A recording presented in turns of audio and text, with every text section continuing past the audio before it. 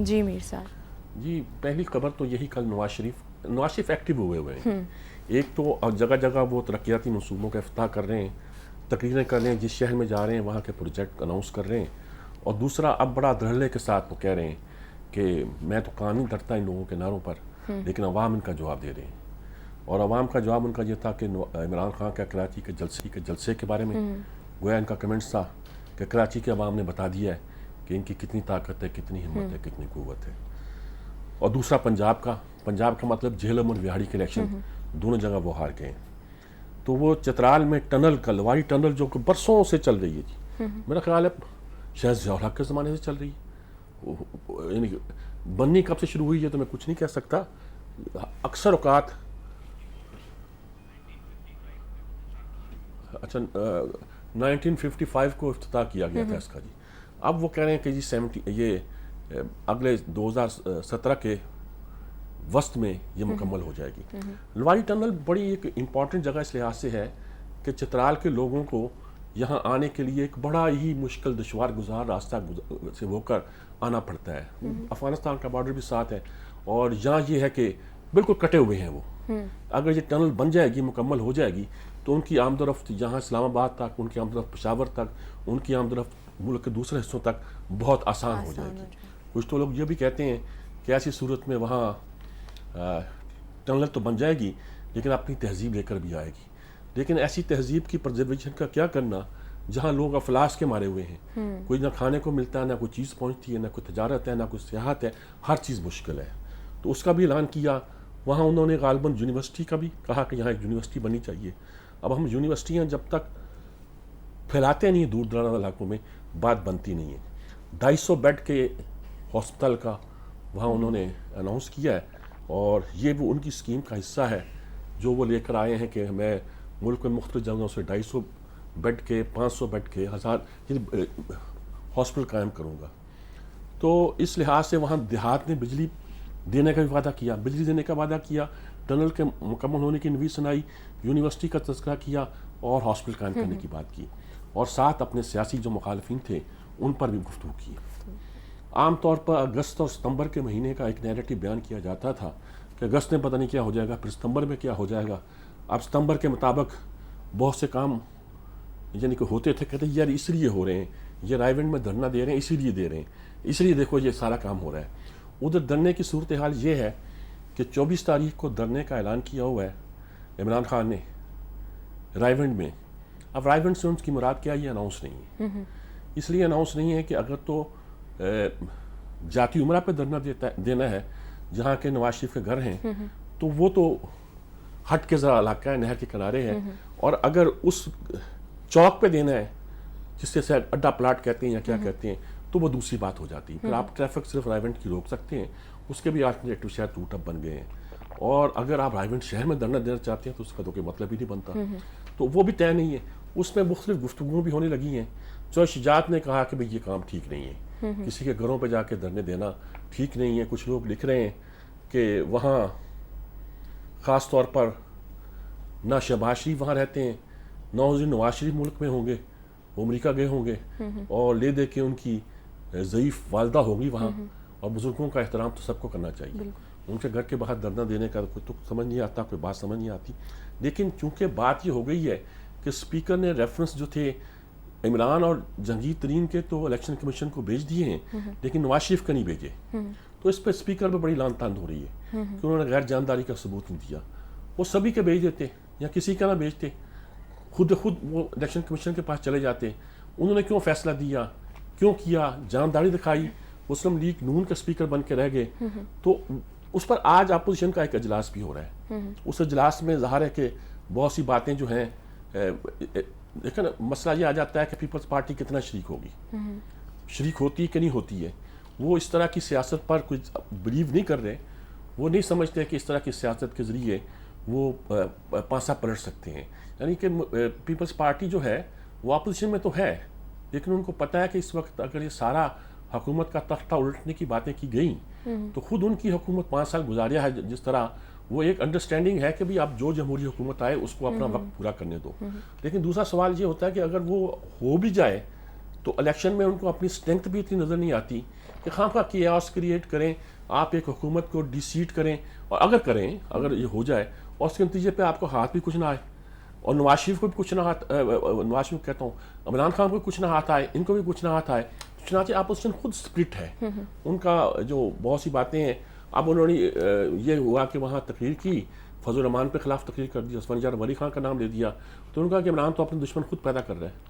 وہ صورتحال ایسی بنتی دکھائی دیتی ہے, لیکن ظاہر ہے کہ عمران کی طاقت تو ہے, کرسما تو ہے اس کا, اور اس طاقت کو کوئی انکار نہیں کر سکتا, اور وہ صرف اعلان کرے گا کہ میں دھرنا دے رہا ہوں, تو یہ بڑی خبر بنتی ہے. دھرنا کتنا کامیاب ہوتا ہے ناکام ہوتا ہے یہ دوسری بات ہے. کراچی کا جلسہ ناکام ہونا تھا, ناکام ہوا, اور اس کی کئی وجوہ ہو سکتی تھی, لوگ نہیں نکلتے. کراچی کے لوگ ابھی تک کسی باہر کی لیڈرشپ کو ایکسیپٹ نہیں کر رہے. عمران ان کے لیے ابھی باہر کی لیڈرشپ ہے.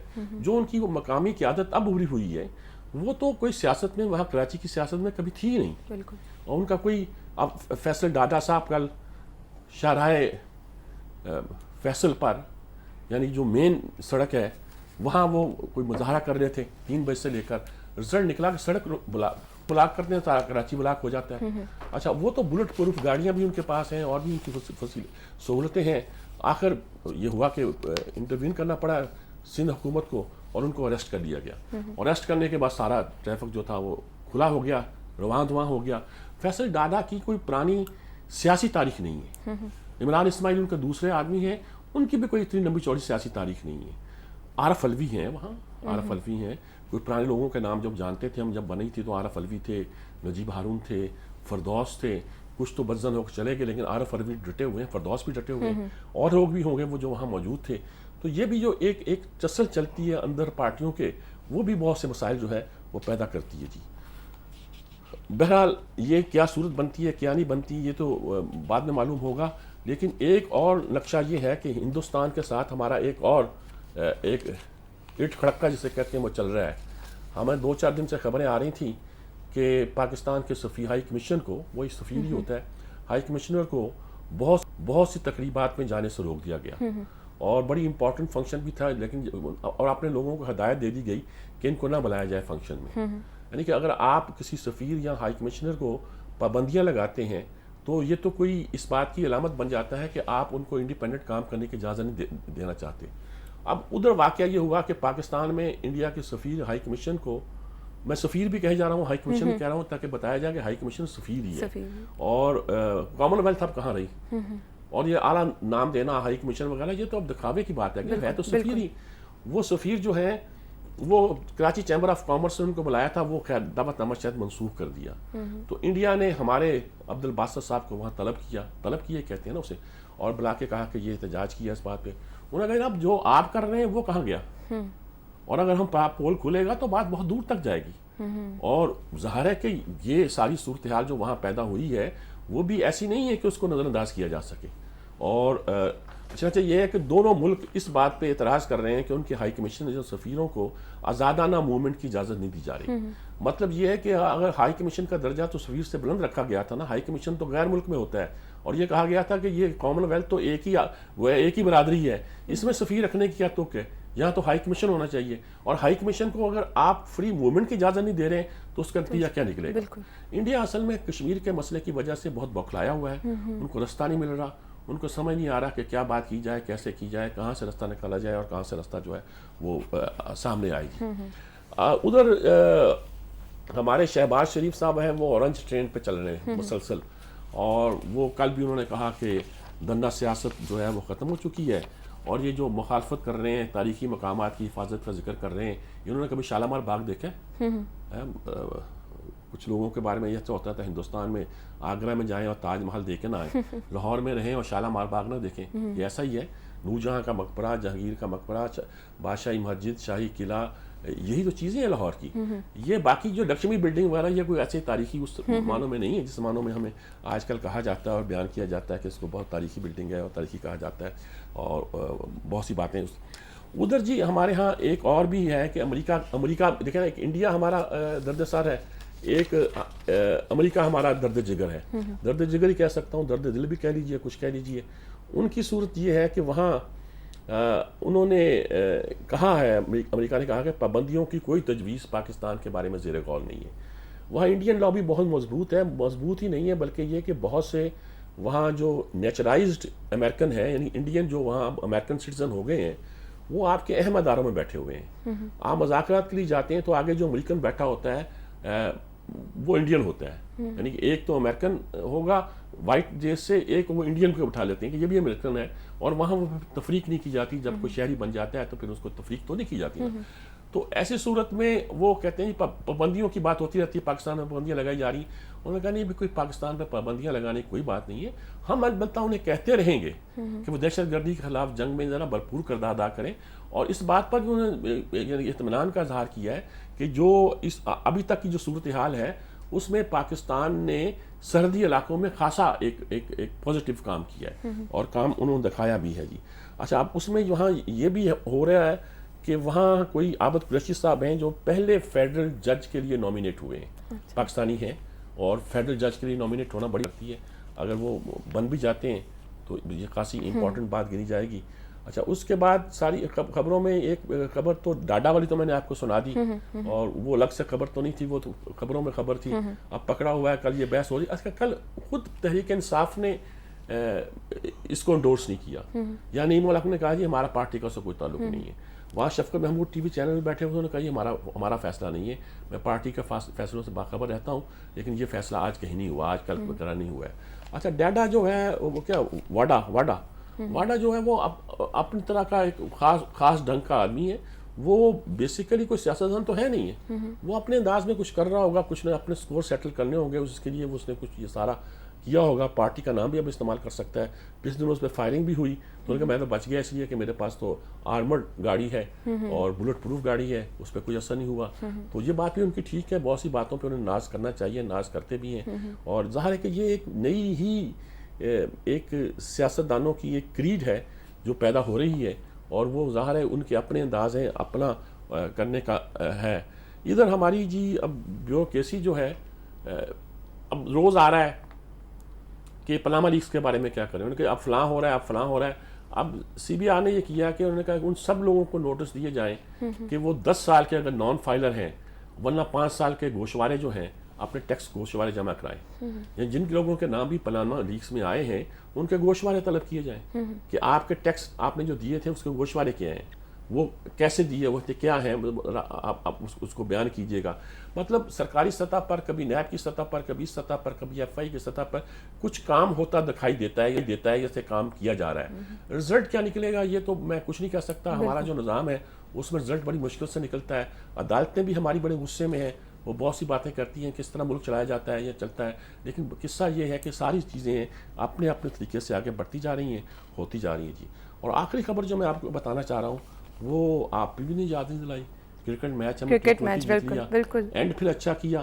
دیکھیں عجیب و غریب یہ ٹور رہا ہے. پہلا ٹیسٹ جیت لیا، 2 ٹیسٹ ہار گئے، بڑی گالیاں پڑی. چوتھا ٹیسٹ جیت گیا اور اس کے بعد انڈیا ہار گیا ادھر سے، تو معلوم ہوا ہم دنیا میں رینکنگ نمبر 1 آ گئے. بڑی خوشیاں. ون ڈے میں آ کے تو ہم نے بالکل ایسی تیسی ہو گئی پھر گئی نا جی. 4 میچ ہار گیا، 5واں جیت لیا. لوگوں کو زیادہ خوشی نہیں ہوئی، لیکن یہ ہوا لوگوں کو کہ بھی اس میں خوبی یہ چیز کیا انہوں نے. 303 کا ٹوٹل چیز کرنا پاکستانیوں کے مزاج کے کوئی مطابق ہے نہیں. اب یہ T20 کل انہوں نے بہت اچھا کھیلا، یعنی کہ 7 وکٹیں بھی ان کی اڑائیں. پھر ہمارے بالرز نے بھی، بیٹسمین نے بھی تیزی کے ساتھ، شرجیل نے بھی انہوں نے اچھا سکور کیا اور ایک اچھے رزلٹ آئے. چلو اچھا ہے، کنسولیشن پرائز تو دے دینا چاہیے انہیں، کچھ نہ کچھ تو کیا انہوں نے جی. صحیح. ناظرین، اہم خبریں ہم نے ڈسکس کی ہیں. ابھی ایک بریک لیں گے، بریک کے بعد دوبارہ حاضر ہوں گے تو اگلا سیگمنٹ شامل کریں گے. ہمارے ساتھ رہیے.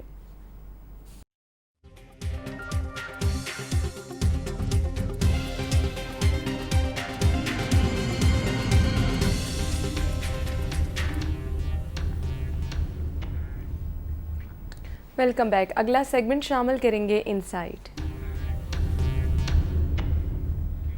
جی میر صاحب، آج کون کون سے آرٹیکل؟ پہلا آرٹیکل فریڈ مین کا میں بتانا چاہ رہا ہوں، سنانا چاہ رہا ہوں.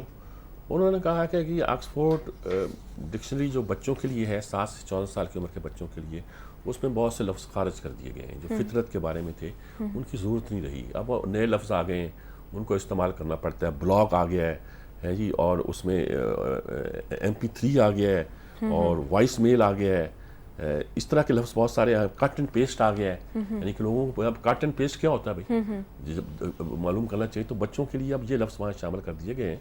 تو بہت سی چیزیں جو ہم سے چھنتی جا رہی ہیں، کہ ہم اس کا احساس بھی ہے کہ کیا کچھ چھن رہا ہے ہم سے. انہوں نے کہا کہ ہاتھی جو مثلاً یہ تھے جو ان کی تعداد تھی، انہوں نے کہا سائنسدان لگے ہوئے اس پہ ریسرچ کر رہے ہیں، دیکھ رہے ہیں ان کی تعداد کتنی تھی، اب کتنی رہ گئی ہے، اور کتنا فرق پڑ گیا ہے، اور وہ کیسے یعنی کہ اس میں ہو رہا ہے، کمی آ رہی ہے، اور وہ کمی کس حد تک چلتی ہوئی آگے بڑھے گی. جی اچھا، اس میں سب سے بڑی بات یہ ہے جو 2007 سے 2014 تک کوئی 30% ہاتھیوں میں کمی آئی ہے. اچھا، اب بہت سی چیزیں اور ہیں، مثال کے طور پر ہمارا جب موسم چینج ہو رہا ہے، اچھا بہت سی چیزیں ہم اسٹڈی نہیں کرتے، ہمیں پتہ نہیں چلتا کہ یہ کیا کیا تبدیلیاں آ رہی ہیں اور کہاں تک جائیں گی. اور درخت، گلیشیئر، اس ساری چیزیں جو ہے فطرت ہے، یہ اب نہ نئی نسل کو ان لفظوں کی ضرورت ہے، لیکن ان کو اندازہ نہیں کہ اس سے کیا کیا تبدیلی دنیا میں آ رہی ہے. گلیشیئر پگھل گئے تو شاید دنیا ڈوب جائے. یہ جس طرح یہ وارمنگ، ورلڈ وارمنگ ہو رہی ہے، وہ ہو جائے تو شاید دنیا جہنم بن جائے، آگ کا گولہ بن جائے اور جینا مشکل ہو جائے، اور بڑا ان کے لیے پرابلم پیدا ہو جائے. جی، اور جو موسم کے حالات ہیں، 1639 مہینے انہوں نے اسٹڈی کیا ہے، 1639 مہینے تک یہ جو ان کی تنظیم انہوں نے اسٹڈی کیا ہے، 1880 سے لے کر موسم کے حوالے سے. انہوں نے کہا جو لوگ نائب ہیں، وہ جو سمجھتے ہیں کہ موسموں کا کوئی حالات ہمارے فیوچر پہ نہیں پڑے گا، ہمارے پلینٹ پہ نہیں پڑے گا، ہم پہ نہیں پڑے گا، یہ حالات کا اثر پڑ رہا ہے اور ہمیں اس پہ غور بھی کرنا چاہیے، دیکھنا بھی چاہیے. اور ایک سب سے جو تشویشناک آرٹیکل ہے وہ معظم محمد کا ہے، کشمیر سے لکھا ہے. اچھا، وہ آرٹیکل بہت طویل ہے، اس نے بہت سی باتیں، دل تو کرتا تھا ایک ایک بات سناتا اور کرتا، لیکن وہ کہانی یہ ہے کہ ایک صحافی نے ابھی 31 تاریخ کو استعفیٰ دیا ہے، اور وہ وہاں IBN7 کا وہ وہاں نمائندہ تھا. تو اس نے استعفیٰ اس بنیاد پر دیا ہے کہ یہاں اس کو کہا گیا استعفیٰ دے دو، کہ ایسا بھی ہوا کرتا ہے اداروں میں کہ وہ جو سٹوری بیچتا تھا وہ ایڈٹ دلی میں ہوتی تھی. انہوں نے کہا چینل ہمارے فری تھے، اب اتنے فری رہے نہیں. انہوں نے کہا اب مجھے کہا گیا کہ وانی کے بارے میں ایک سٹوری من گھڑت سناؤں، میں لکھوں، اس کی کوئی گرل فرینڈ کا تذکرہ اور یہ کچھ اس طرح، اس کی مطلب کریکٹر اسیسینیشن کرنے کے لیے کوئی ایک سٹوری دوں. کہتے ہیں میں نے معذرت کر لی. انہوں نے جموں سے وہ سٹوری رپورٹر سے وہ انیشیٹ کرائی، اور مزے کی بات یہ ہے کہ سٹوری بھی دلی سے لکھ کر آئی. اچھا، تو انہوں نے کہا کہ یہ صورتحال میں جب وہاں ہے تو اس میں اب کیا توقع کی جا سکتی ہے کہ آپ یہاں کچھ کام کریں. اس طرح کی بے شمار کہانیاں جو تھیں معظم محمد نے اکٹھی کی ہیں، اور بتایا کہ کشمیر کے اندر میڈیا کو کس طرح ایک طرح کا ان کی آواز کو دبایا گیا ہے، اور آواز جو ہے وہ صاف طور پر لوگوں کو تک پہنچ نہیں دی جا رہی تھی. اچھا، ایک اور آرٹیکل جو آج ہے ہمارے، Afghanistan is heading for civil war on worst, یہ ڈیوائڈ موریڈین، پتہ نہیں کیا نام ہے، یہ مسلمان نہ ہو کوئی. انہوں نے کہا لکھا گیا کہ وہاں اس وقت 2014 کے کیری کا ایک ایگریمنٹ ہوا تھا جب یہ نئی حکومت بنی تھی اشرف غنی کی، اور کہا گیا تھا کہ اشرف غنی کی جو سیاست ہے اور جو سیاسی مہارت عبداللہ کی ہے اور امریکہ کی جو اس میں مدد ہے، یہ سب مل کر ایک سسٹم کو چلائیں گی اور نیا آئین دیں گے، یہ دوسری باتیں کریں گے. وہ کر نہیں سکے، نہ اشرف غنی، نہ عبداللہ، نہ امریکہ کے درمیان کوئی کمٹمنٹ جو ان کی امریکہ کی کمٹمنٹ تھی، اور سیاسی مہارت کاری تھی عبداللہ کی، اور سیاسی طاقت تھی جو اشرف غنی کی، وہ تینوں مل کے بھی کوئی کام نہ کر سکیں. اور رزلٹ یہ ہے 2014 کا سیاسی معاہدہ جو ہے وہ بالکل ردی کی ٹوکری میں ڈالا ہوا ہے، اور اس پہ کچھ یعنی کہ کام جو ہے پازیٹیو انداز میں آگے نہ بڑھ رہا ہے نہ ہو رہا ہے. رزلٹ یہ ہے کہ اس وقت پوری نہ کوئی ایڈمنسٹریشن کا وہاں کنٹرول ہے، نہ جو ایک نیا فارمولہ بنایا تھا کہ امریکہ جو ہے اور اشرف غنی ہے اور عبداللہ ہے، تین ایک ٹرائنگل ہے جو مل کر وہاں کے افغانستان کے حالات کو چلائیں گے، وہ نہیں چلا پا رہے. اچھا، امریکہ کی بھی اس میں کوتاہی ہے، اس نے بہت سے کام نہیں کیے. رزلٹ کیا ہے کہ وہ سارا سسٹم کولیپس کر گیا ہے، اور اس بات کا اندیشہ ہے کہ وہاں ایک سول وار شروع ہو جائے، اور سول وار شروع ہو گئی تو اس کے نتائج یقینی طور پر بہت ہی تشویشناک اور بہت ہی ہولناک نکل سکتے ہیں. اور یہ 2 سال کے لیے معاہدہ ہوا تھا، اور 2 سال گزر چکے ہیں، اور وہاں کچھ بھی نہیں ہوا جس کے بارے میں کچھ بھی ہم پازیٹیو بات کر سکیں کہ یہ ہوا ہے یا یہ. عامر خاکوانی کا ایک آرٹیکل ہے جی آج، انہوں نے بنیادی چیزوں کو تباہ کرنے کے وہیں ہمارے ہاں ایک یہ کانسیپٹ چل رہا ہے کہ ہمارے ہاں کچھ طاقتیں ایسی ہیں جب کوئی موقع آتا ہے تو وہ پاکستان کے بارے میں جو بنیادی باتیں ہیں ان کو ملیا بیٹ کرتے ہیں. یہ پاکستان 14 اگست کو تو نہیں 15 اگست کو بنا تھا, 23 کو نہیں جناب, یہ 24 کو قرارداد پاکستان پاس ہوئی تھی, لاہور قرارداد پاس ہوئی تھی. اس طرح کے بہت سے اعتراضات جس کا جوابات بھی دیے جاتے ہیں اور مختلف لوگ دیتے ہیں, اور کہا کہ قومی بیانیے کا ہر نقطہ نشانے پہ لگایا جاتا ہے. قائد اعظم کی اسپیچ کے حوالے سے کر دیا, کبھی کسی اور کے حوالے سے کر دیا. خیر وہ کہتے ہیں کہ ہماری ذہنی ناپختگی ہے جو ہم آج تک پھنسے ہوئے ہیں, اور اسپیکر نے وہ بھیج کے بڑی عجیب و غریب بات کی ہے. لیکن ایک طاقت ہے کہ جو ساری ہٹ کر رہی ہے, وہ پاکستان کی بنیادوں کو ہٹ کر رہی ہے. وہ کبھی آئین پہ اعتراض کرتی ہے, کبھی ہمیں قرارداد مقاصد پہ اعتراض کرتی ہے, کبھی پاکستان 23 کو نہیں بنا, پاسپورٹ کی قرارداد 24 بنی تھی, کبھی کہتے ہیں کہ جی 14 اگست کو نہیں بنا تھا, 15 اگست کو بنا تھا. اچھا ان سب باتوں کے جوابات دیے جاتے ہیں, لیکن وہ اب جنگ ستمبر کو متنازع بنایا جا رہا ہے. جنگ ستمبر کے بارے میں کہا جاتا ہے جی یہ کوئی ہماری فتح تھوڑی تھی, یا اس سے ہم نے کیا حاصل کیا. اس طرح کی ساری باتیں جو سارے نقطہ نظر ہیں وہ اپنے اپنے انداز میں لگا کے ان کو پھیلایا جاتا ہے, اور اس کے نتیجے کے طور پر عامر خاکوانی صاحب کو تشویش ہے کہ بنیادی ہی چیزوں کو تباہ کرنے کی کوشش کی جا رہی ہے جی.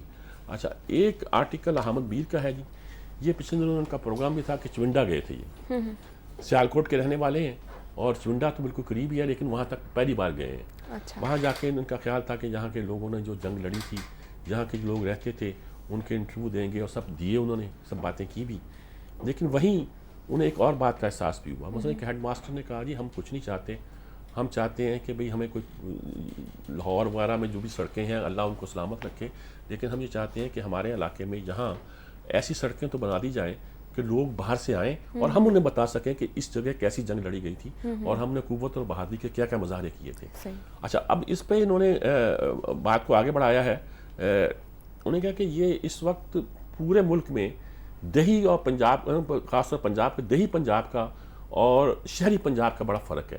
عمران دیہی پنجاب میں یعنی کہ رورل ایریا میں پاپولر نہیں ہے, شہری علاقوں میں اس کی طاقت ہے, شہری میں نواز شریف کی بھی ہے, اور اس کو لیکن عمران کو جو مقبولیت حاصل ہے وہ اس کی مقبولیت دیہاتوں میں نواز شریف کا متبادل نہیں ہے. تو رزلٹ یہ ہے کہ ہمارے ہاں بڑا گیپ پیدا ہو رہا ہے.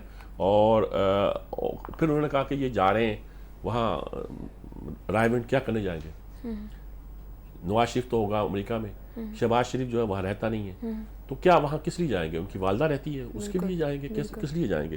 اس پہ بھی انہوں نے خاصا ٹھوس انداز میں اعتراض کیا ہے, اور انہوں نے کہا کہ ہمارے اندر بہت سی ایسی باتیں ہیں جو اب باہر آنے والی ہے. اسفندیار ولی خان کو عمران نے ناراض کیا, فضل الرحمان کو ناراض کیا, تو عمران تو ناراض کرنے پر تلے ہوئے ہیں, اور ساری صورتحال جو ہے نا ڈفرینٹ طریقے سے سامنے آتی بھی ہے, اور اس کے نتائج بھی جو ہے وہ کسی اور طریقے سے ہمارے سامنے نکل کے آتے ہیں جی. اچھا ایک آرٹیکل چھوٹا سا ہے لیکن جو بڑا کام کا ہوا کرتا ہے, یہ ہمارے قادر حسن صاحب کا آرٹیکل ہے. قادر حسن صاحب کہتے ہیں کہ جب قائد اعظم کا کوئی فقرہ کوٹ کیا کہ جب ہندوستان کی سرزمین پر پہلی اذان گونجی تھی تو اس اذان کے ساتھ ہی بر صغیر کو مسلمانوں کے حوالے کر دیا گیا تھا. انہوں نے کہا کہ یہ اذانیں اب ہندوستان میں بھی, ہندوستان ظاہر ہے کہ ہندوؤں کا ملک, غیر مسلم ملک ہے, لیکن وہاں بھی اذانیں ابھی تک گونج رہی ہیں, اور جب تک یہ اذان گونجتی رہے گی اس وقت تک آپ اس ملک کو مسلم یعنی کہ کلچرل غلبے سے آپ آزاد نہیں کرا سکیں گے. یہ ایک بہت یعنی کہ ایک مزیدار طریقے سے انہوں نے ایک بات کو اظہار کیا ہے. بہرحال آج کے اتنے ہی آرٹیکل ہیں, اسی کے ساتھ ہم صحیح ناظرین آج کے آرٹیکلز ہم نے ڈسکس کیے ہیں. ابھی ایک بریک لیں گے, بریک کے بعد دوبارہ حاضر ہوں گے تو اگلا سیگمنٹ شامل کریں گے, ہمارے ساتھ رہیے.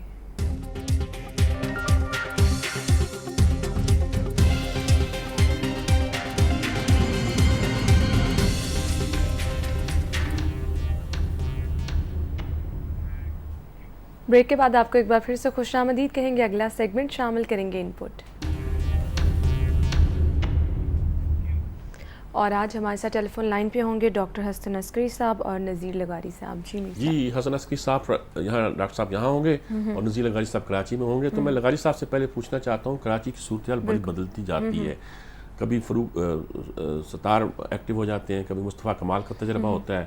اب عمران خان دوبارہ انہوں نے ضرور سمجھا کہ جا کے وہ اپنا طاقت اور زور دکھائیں. انہوں نے طاقت اور زور دکھایا کہ نہیں دکھایا, کیا نقشہ بنتا ہے کراچی کا. اور کل واڈا ان کا فیصل واڈا صاحب وہ شارع فیصل پر گرفتار بھی کیے گئے.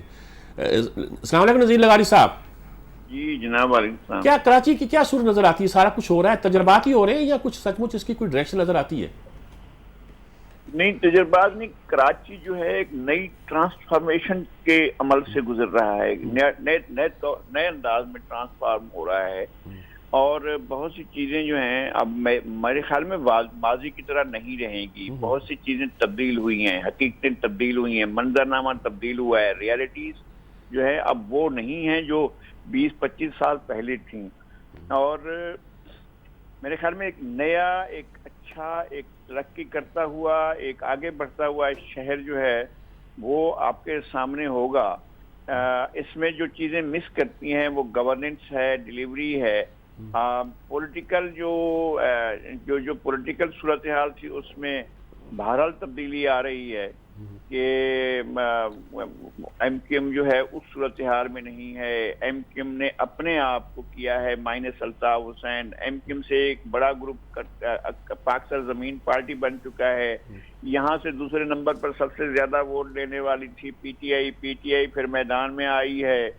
اگرچہ ان کا گزشتہ 7 تاریخ کو ہونے والا شو کوئی زیادہ کامیاب نہیں تھا، لیکن انہوں نے بہت جلد بازی کی تھی اور بہت جلدی میں یہ شو کرنے کی کوشش کی تھی. تو اس طرح کے واقعات ہوئے ہیں. دھرنا ہوا کل اور فیصل والا کو گرفتار کیا گیا. ایک نیا یہ پس منظر آیا. رات کو لیٹ آورز میں جب ہم آفس سے واپس آ رہے تھے تو یہاں سپر ہائی وے پر ایک دھرنا تھا اور راستے بند تھے اور ہمیں بہت زیادہ چکر کاٹ کر جو ہے اور بڑی مشکل سے کوئی 1.5-2 گھنٹے بعد جو ہے گھومتے پھرتے گھروں کو پہنچے. تو لوگ یہ ایک لیٹ نائٹ دھرنا نظر تھا آ رہی ہے. کیا لغاری صاحب کیا فرما رہے ہیں؟ لیٹ نائٹ دھرنا تھا؟ ہاں تقریباً 10-11 بجے کے قریب وہ کافی جاری رہا اور رستے بند رہے. اور سپر ہائی وے جو مین سوراب گوٹ کا علاقہ ہے یہاں پر لوگ دھرنا دے کر بیٹھے ہوئے تھے اور رستے بند تھے. اور نہ حیدرآباد سے آنے والی گاڑیاں جو ہیں وہ بہت دور تک جو ہے لمبی قطاریں لگی ہوئی یہ تھیں. دھرنا اور کس کا تھا؟ یہ کس کا دھرنا تھا؟ یہ بھارت جو بھی احتجاج کی ایک صورت تھی وہاں پر ڈی ایس این جیز موجود تھیں. اور پھر کیونکہ ہم بہت لیٹ پہنچے اور آ کر ڈھہ گئے تھے اس لیے نہیں وہ ہوا کہ یہ کیا انداز تھا پروٹیسٹ کا. لیکن یار یہ شہر میں اس طرح کا احتجاج نہیں ہوتا تھا. مارا ماری ہوتی تھی، گولیاں چل رہی ہیں، فلاں ہو رہا ہے. لیکن ماسز کا سڑکوں پر آ جانا، ماسز کا آ کر روڈز پر احتجاج کرنا اور پرامن احتجاج کرنا، یہ شائبہ تک خوف تک نہ ہونا کہ جی اب کوئی اچانک کوئی آئے گا بندوق بردار اور آ کر سب کو ہوائی فائرنگ کرتا ہوئے یا ویسے لوگوں کو بھونڈتے ہوئے نکل جائے گا. اب اس طرح کی صورتحال نہیں ہے. شہر جو ہے وہ ایک نئی سیاسی سرگرمی سے گزر رہا ہے جو ماضی سے بہت مختلف ہے. اور خوف اور دہشت کا عالم جو ہے وہ کم ہوا ہے. کم کیا، بہت کم ہوا ہے. اور رینجرز کی سیکورٹی نے، پولیس کی ایفیشنسی نے کچھ چیزوں کو بہتر کیا ہے. میرے خیال میں اور بہتری کی گنجائش ہے. ٹھیک بات ہے، ٹھیک بات ہے. عسکری صاحب دیکھیے، میں نے لغاری صاحب سے ساری بات پہلے اس لیے سنی کہ کراچی میں وہ موجود ہیں، وہ آئی وٹنس ہیں، دیکھا انہوں نے. آپ کیا تجزیہ کرتے ہیں؟ کہتے ہیں کراچی بدل رہا ہے اور بہت بدل چکا ہے اور آئندہ بھی بدلے گا. دیکھیے، 2 ریلیٹڈ چیزیں وہاں ہیں. پہلی تو یہ ہے کہ جہاں تک تو گورننس کے مسئلوں کا تعلق ہے، حکومت کی کارکردگی کا تعلق ہے، اس میں کوئی زیادہ واضح فرق نہیں آیا. تھوڑی بہت بھاگ دوڑ چیف منسٹر نے کی ہے، لیکن وہ شہری مسائل تو اپنی جگہ موجود ہیں، وہ ایک چیلنج ہے. جو اصل تبدیلی آ رہی ہے وہ وہاں پہ پولیٹیکل ری الائنمنٹ وغیرہ ہو رہی ہیں، جو ایک خلا پیدا ہوا ہے اس کے اندر. اور اسی ری الائنمنٹ کے کانٹیکسٹ میں عمران خان نے سوچا کہ وہ بھی کچھ اپنی قوت کو اسرٹ کرے یا وہ بھی کچھ فائدہ اٹھانے کی کوشش کرے. تو اس سلسلے میں انہوں نے ایک ایفرٹ کی ہے. مختلف پولیٹیکل فورسز ایفرٹ کر رہی ہیں، لیکن ابھی مکمل ڈائریکشن ماضی سے کتنی بدلی ہے وہ واضح ہونے میں ٹائم لگے گا. میں خود کل کراچی تھا، واقعی میں نے محسوس کیا کہ تبدیلی ہے، کہ وہ الطاف حسین کے پوسٹر مجھے نظر نہیں آئے اور وہ ایم کیو ایم کے جھنڈے جو ہر جگہ ہی لگے رہتے تھے وہ بھی ہمیں نظر نہیں آئے. تو ایک ٹرانزیشن کا پیریڈ ہے. اس میں دیکھنا یہ ہے کہ جو میجر ووٹ جو ہے وہ فاروق جو کوشش ڈاکٹر فاروق ستار جو کوشش کر رہے ہیں وہ لے کے جائیں گے، یا یہ مختلف جماعتوں میں تقسیم ہوگا، یا اس کے علاوہ کچھ نئی سوسائٹل فورسز وہاں ایمرج کریں گی.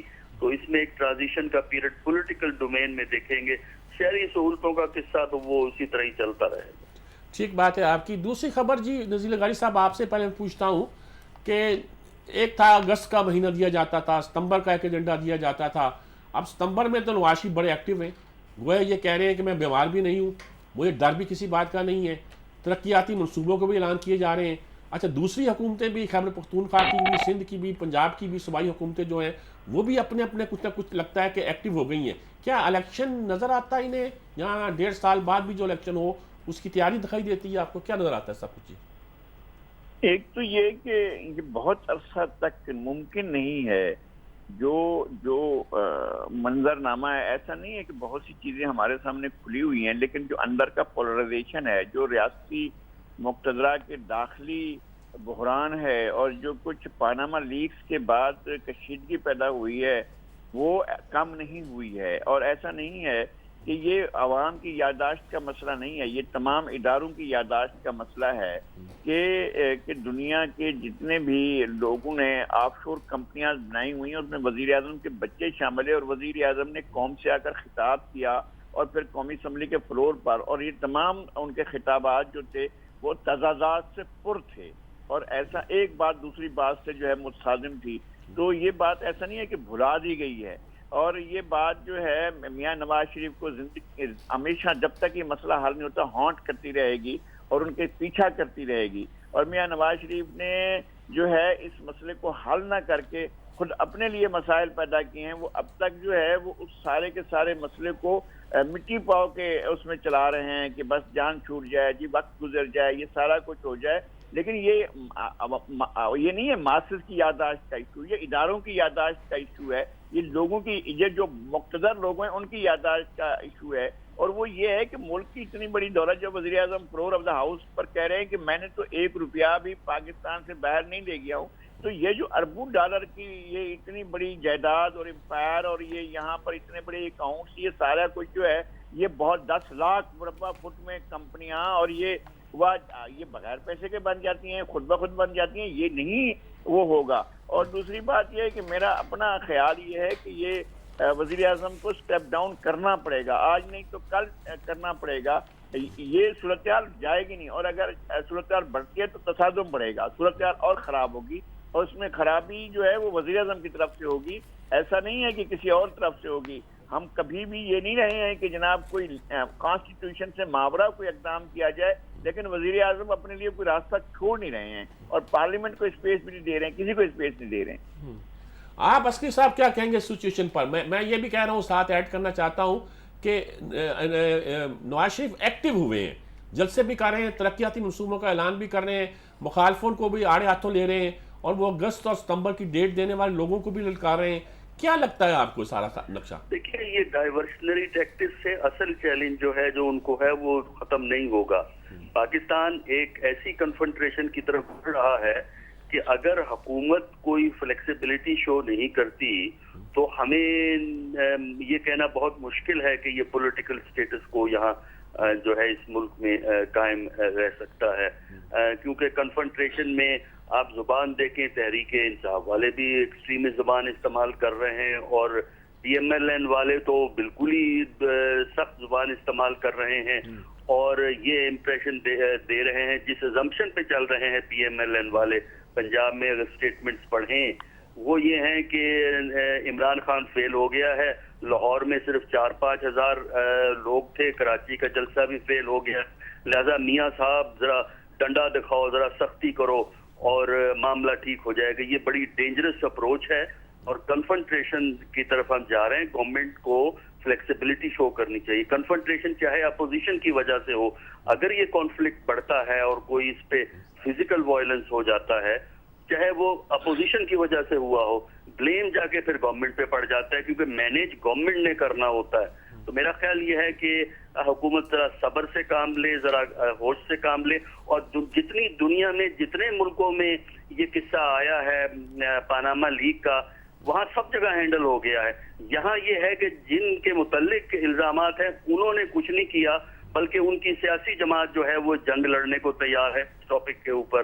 تو میرا خیال یہ ہے کہ ہمیں ٹھنڈے دل سے غور کرنا چاہیے کہ صورتحال جو ہے وہ دونوں کے ہاتھ سے نہ نکل جائے. بالکل درست بات ہے. اچھا میں ایک الگ نذیر لغاری صاحب بات پوچھنا چاہ رہا ہوں، وہ ہے کہ انڈیا اور پاکستان کے درمیان ایک سفارتی سطح پر ایک جنگ جاری ہے.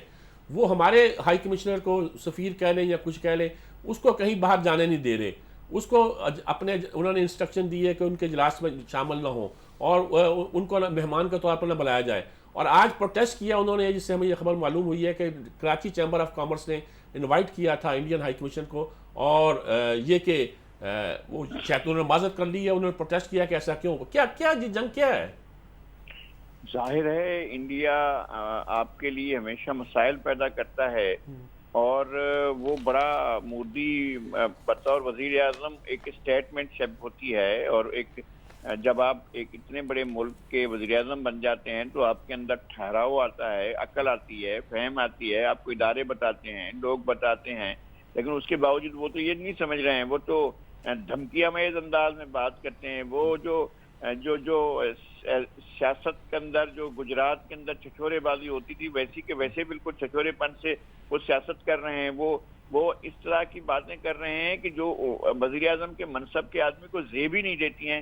اور اس کے باوجود پاکستان کا تو میں سمجھتا ہوں فارن آفس نہیں ہے پرو ایکٹیو، اور جس طرح سے پاکستان کے ہائی کمشنر کو وہاں ہوسٹیج کر کے رکھا گیا ہے، اور یہ سفارتی آداب کے منافی ہے. دنیا بھر میں یہ پھر اقوام متحدہ، پھر دنیا بھر میں سفارت کاری یہ کس لیے ہوتی ہے، لوگ کیوں ہوتے ہیں؟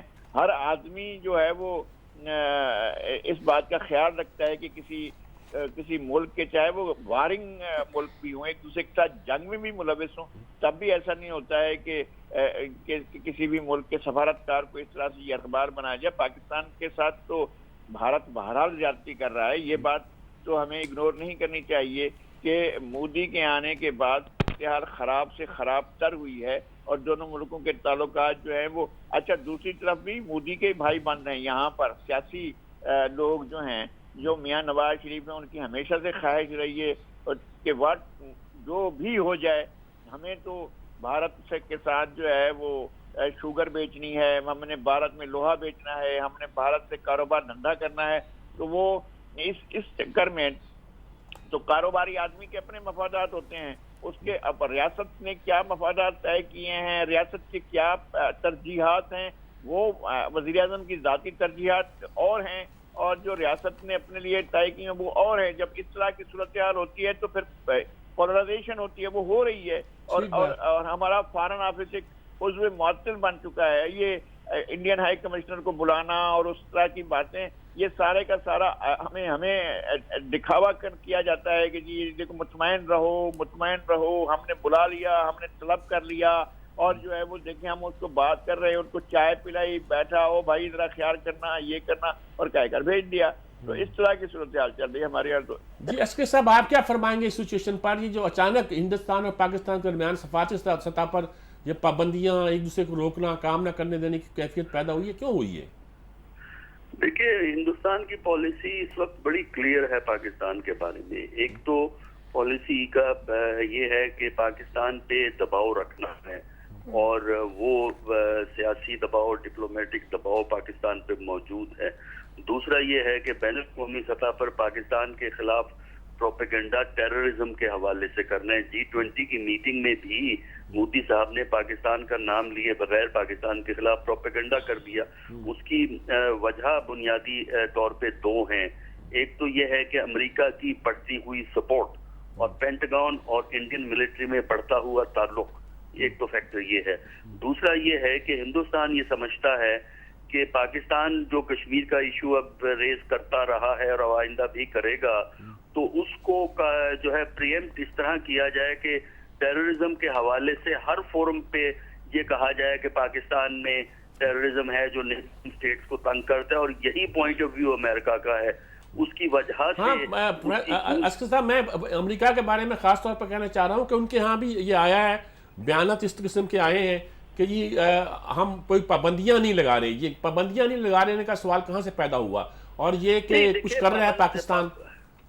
دیکھیے پاکستان پہ فی الحال پابندیاں تو کوئی نہیں لگ رہی، لیکن پابندیاں لگانے کی ضرورت نہیں ہوا کرتی. ویسے آپ خراب کر سکتے ہیں بیان بازی میں، ہندوستان کے ذریعے ایڈ میں آپ آگے پیچھے کر دیں، جس طرح 300 ملین کی جو ایڈ ہے وہ انہوں نے روکی ہوئی ہے سرٹیفکیشن کی کمی کی وجہ سے. پابندیاں تو خصوصی لاز جب وہاں موجود ہیں صرف ان کے تحت لگ سکتی ہیں. اس کے علاوہ امریکہ پابندی، اس میں نیوکلیر کا ایشو ہے جس پہ پابندی لگ سکتی ہے، انکانسٹیٹیوشنل ڈیولپمنٹ پہ وہاں پابندی لگ سکتی ہے، یا پاکستان کو اگر ٹیررسٹ ڈکلیئر کریں، جو کہ وہ نہیں کریں گے، لیکن صرف پاکستان پہ دباؤ رکھیں گے امریکی جو. آپ نذیر لغاری صاحب کیا کہیں گے اس مسئلے پر، جو امریکہ خاص طور پر ان کا یہ کہنا کہ پابندیاں ہم نہیں لگا رہے، پاکستان کام بھی کر رہا ہے لیکن ہم کہتے ہیں کہ کچھ اور کرو، تو ساری باتیں اکٹھی جو کہہ رہے ہیں تو کیا نقشہ بنا رہے ہیں وہ؟ پاکستان امریکہ کے تعلقات ہمیشہ یہ رہے ہیں کہ وہ پینٹاگون کے اور جی ایچ کیو کے تعلقات بہت قریب رہے ہیں. اس بار دوسرا شفٹ ہوا ہے، پالیسی شفٹ ہوا ہے، اور جیسے عسکری صاحب فرما رہے ہیں پینٹاگون نے بھارتی ہیڈ کوارٹر سے اپنے تعلقات بنا لیے ہیں.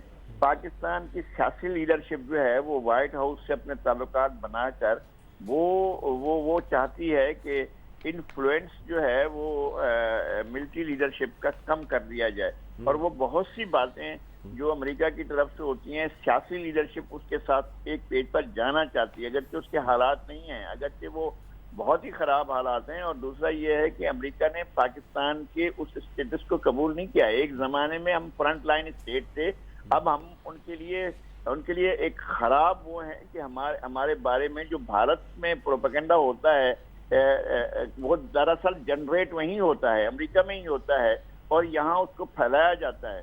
یہاں پر کسی کو بھی وہ جو چاہیں اس کو ڈکلیئر کر دیں کسی کے بارے میں بھی. اور میرے خیال میں ابھی آپ بڑی ڈیولپمنٹس دیکھیں گے جو ہوں گی، اور امریکہ کو یقین دلانے کے لیے پاکستان کی سیاسی اشرافیہ جو ہے ایسے اقدامات ضرور کرے گی جس سے وہ کہے کہ ہم بھارت کو بھی مطمئن کر رہے ہیں اور ہم امریکہ کو بھی مطمئن کر رہے ہیں، لیکن وہ ہوگا نہیں. اب میں یہ سمجھتا ہوں کہ سیاسی لیڈرشپ جو ہے وہ چاہ رہی ہے کہ امریکہ جو ڈکٹیشن دے اس کو مان لیا جائے، ایک سیکنڈ کے لیے سوچے بغیر، اور ایک معمولی سا بھی اپنا موقف رکھے بغیر. اور وہ بھارت کے ساتھ جو بھی ڈکٹیشن، بھارت کی بھی جو ڈکٹیشن ہے، آپ نے دیکھا تھا پٹھان کوٹ پر آپ نے FIR کاٹ دی، آپ نے جو ہے وہ بڑی پھرتیاں دکھائیں، نتیجہ کیا نکلا اس کا؟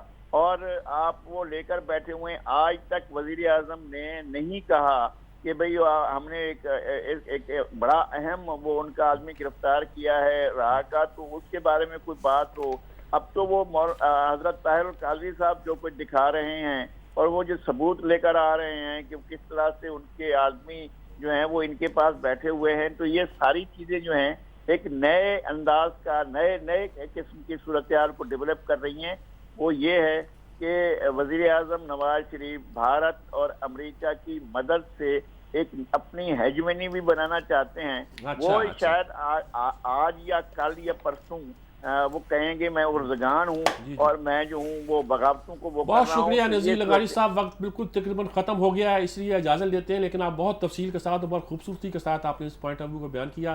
عسکری صاحب آپ کا بھی بہت شکریہ، آپ نے بڑی مدبرانہ انداز میں بات کی اور بات کو کھول کے رکھ دیا. صاحب آپ کا بھی بہت بہت شکریہ. ناظرین پروگرام کا وقت ختم ہوا چاہتا ہے، کل سیم ٹائم پر آپ سے پھر ملاقات ہوگی. اپنا خیال رکھیے گا. اللہ حافظ.